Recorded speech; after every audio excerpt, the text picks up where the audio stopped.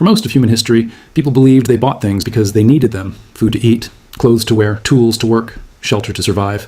Consumption was supposed to be practical, rational, and limited by necessity. But at some point, that logic broke.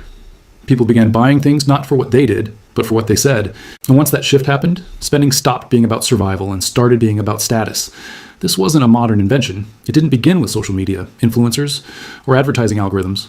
Long before Instagram and credit cards, an economist noticed something deeply uncomfortable: that much of economic behavior had nothing to do with utility at all. It had to do with being seen, with signaling rank, with proving quietly or loudly that you belonged above others. He realized that consumption wasn't just economic behavior, it was social performance. And once you see that, you start to understand why so many people work harder, spend more, and feel poorer than they should. Welcome to The Financial Historian, where money, power, and history collide. And nothing is ever as simple as it looks. To understand why Thorstein Veblen mattered, you have to understand the world he was observing. The late 19th century in the United States was a period of explosive transformation. Industrialization rewired the economy at a pace no society had ever experienced. Railroads stitched continents together. Steel, oil, and finance minted fortunes almost overnight. A small class of industrialists accumulated staggering wealth, while millions of workers crowded into factories and cities, living lives that were precarious, exhausting, and tightly constrained. This was the Gilded Age. Gilded, not golden. On the surface, it gleamed. Beneath it, inequality widened. And crucially, that inequality wasn't hidden. It was displayed. The wealthy didn't just possess money, they performed it. Mansions rose in cities and along coasts. Servants multiplied. Leisure became elaborate and visible. Expensive clothing, extravagant dinners, long vacations, and unproductive hobbies became social signals. Wealth announced itself loudly, almost theatrically. What made this era different wasn't just how much wealth existed.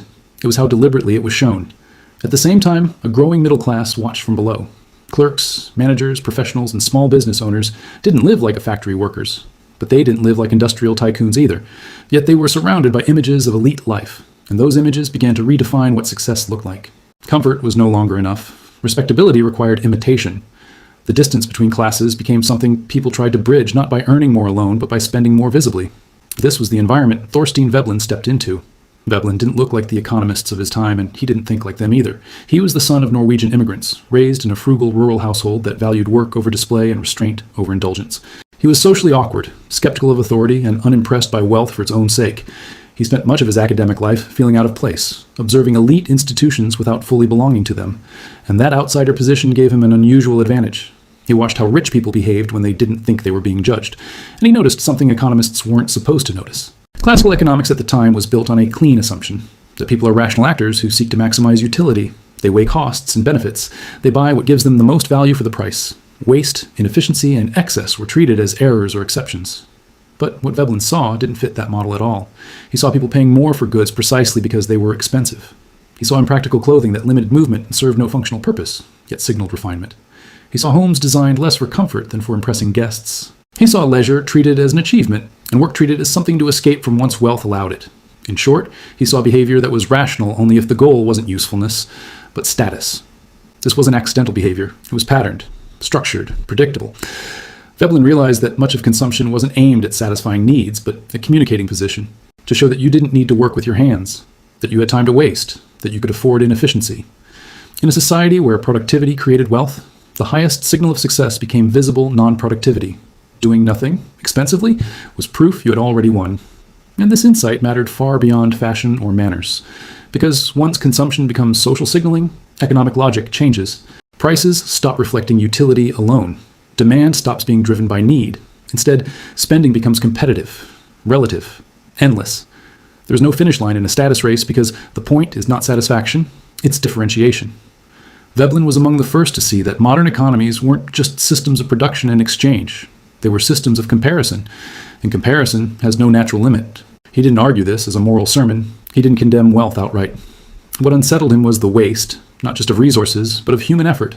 People exhausting themselves to maintain appearances, families stretching finances to keep up, societies rewarding display more than substance. It was an economic system quietly training people to confuse spending with success. And here's where his insight becomes dangerous. If consumption is about signaling, then financial freedom becomes harder to achieve precisely as wealth increases. Because the pressure to display never disappears, it intensifies. The richer the society, the more elaborate the signals. The more subtle the markers of distinction, the more expensive it becomes just to appear normal within your social group. Veblen understood that this wasn't a flaw in human nature. It was a feature of social systems built around visibility and hierarchy. And once those systems take hold, they shape behavior far more powerfully than interest rates or wages ever could. By the time he was ready to name what he was seeing, Veblen knew he wasn't just describing a habit. He was exposing a mechanism, one that quietly governed how people spent, how they judged each other, and how entire economies drifted toward excess without ever feeling satisfied. He called it conspicuous consumption. Not consumption for comfort, not consumption for utility, consumption designed to be seen, spending whose primary purpose was visibility. The object itself mattered less than the audience watching you acquire it. A coat didn't just keep you warm. A house didn't just shelter you. A watch didn't just tell time. These things announced status, discipline, taste, and distance from necessity. They were social signals disguised as products. What made this insight so powerful was how simple it was. Veblen wasn't saying people were foolish. He was saying they were responding rationally to social incentives. In a hierarchy-driven society, status is a resource, and consumption became one of the most efficient ways to display it. If wealth is invisible, it doesn't work. So wealth had to be loud. Veblen went further. He noticed that it wasn't just what people bought that mattered. It was how they used their time. He called this conspicuous leisure. The ability to avoid productive labor became a signal in itself. Leisure stopped being rest and became performance. Traveling, attending events, cultivating hobbies that produced nothing tangible, these weren't escapes from work. They were proof that work was optional. This inverted the logic of value. In a productive economy, efficiency should be rewarded. But socially, inefficiency became prestigious. The more waste you could afford, the higher your position appeared. A fragile object that required constant care was more impressive than a durable one. Clothing that restricted movement signaled refinement precisely because it made physical labor impossible. Leisure was valuable because it was useless. Once Veblen saw this, everything else fell into place. The upper class didn't just enjoy wealth. It set the standards of taste, behavior, and success for everyone else, and those standards filtered downward. What began as elite display became middle-class aspiration. What began as imitation became pressure. This is where the system tightens. The middle class didn't have the same resources as the leisure class, but it was surrounded by their signals. So it compensated. It stretched. It borrowed. It sacrificed stability for appearance. The goal wasn't extravagance, it was legitimacy. To look like you belonged, to avoid appearing left behind. In a society where success is visual, invisibility feels like failure. Veblen understood that this process was endless. There's no point at which status competition resolves. Someone always has more. Something is always newer. Taste is always being updated. Consumption becomes a treadmill disguised as progress. And here's the quiet irony. The more productive an economy becomes, the more intense this pressure grows. Rising incomes don't eliminate status anxiety, they raise the price of entry. What once signaled success becomes baseline. New signals emerge, more expensive, more exclusive, more exhausting. Veblen wasn't predicting collapse in the dramatic sense. He was diagnosing fragility. An economy driven by conspicuous consumption doesn't allocate resources efficiently. It allocates them visibly. Capital flows towards status goods rather than long-term resilience. People invest in appearances instead of security. And because the rewards are social, not financial, the costs are often invisible until they accumulate. Debt becomes normalized. Savings become secondary. Risk hides behind lifestyle. And because everyone is watching everyone else, opting out feels dangerous. You don't just risk being poor, you risk being judged. If this sounds familiar, it should. Veblen understood something else that modern economists would only formalize decades later. In certain markets, higher prices don't reduce demand, they create it. When a product's value lies in what it signals, price becomes part of the product itself. Lowering it doesn't make the good more attractive, it destroys its purpose. This is why luxury works the way it does. The price isn't there to cover costs, or even to maximize volume. It's there to filter, to separate those who can participate from those who can't. A handbag, a watch, a car, these objects aren't just purchased, they're displayed. Their usefulness is secondary, their visibility is the point. Modern marketing didn't invent this logic, it refined it. Luxury brands don't explain why their products are better. Explanation suggests justification, and justification suggests insecurity. Instead, they rely on implication, scarcity, silence. The suggestion that if you understand, you belong, and if you don't, you weren't meant to. This is Veblen's economy in action. Price as a signal, consumption as communication, markets that don't reward efficiency, but distinction. Once you understand that, modern consumer culture stops looking irrational. It starts looking engineered. And the more powerful the signaling system became, the more technology rushed in to amplify it. Social media didn't invent conspicuous consumption. It industrialized it. Visibility is no longer occasional, it's constant. Consumption is no longer private. It's curated, documented, and monetized. Platforms reward display. Algorithms amplify lifestyles that look successful, not necessarily ones that are stable. Experiences become content. Even restraint becomes a signal. Minimalism, wellness, productivity. These two can become forms of conspicuous consumption once they're performed publicly. The logic doesn't change, only the packaging does, and the financial consequences are real. Lifestyle inflation quietly tracks income growth.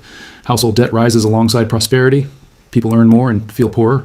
not because their material conditions worsen, but because the reference point keeps moving. The comparison never stops.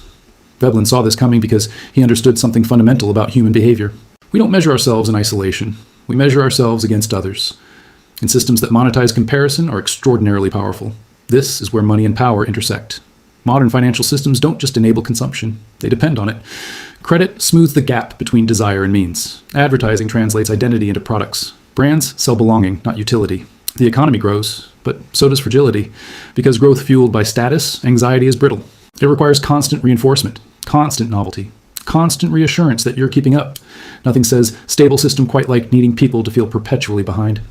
Veblen wasn't anti-wealth. He wasn't arguing that comfort or enjoyment were immoral. His warning was subtler and more unsettling. When societies confuse display with value, they train people to chase signals instead of substance. And when that happens, financial freedom becomes harder to recognize and even harder to achieve. Real wealth doesn't need an audience. It doesn't announce itself. It buys time, optionality, and resilience. But those things don't photograph well. They don't trend. They don't impress strangers. So they're undervalued in a system obsessed with visibility. Veblen exposed this contradiction more than a century ago, not to shame individuals, but to reveal the game. Because once you see conspicuous consumption for what it is, a social technology, not a personal failure, you gain something rare: perspective. You can decide when to participate and when not to. History doesn't repeat, but the incentives do. And if you don't understand the incentives shaping your behavior, they will quietly shape your future. If this gave you a new perspective, hit subscribe. History has the answers. I'll show you where to look.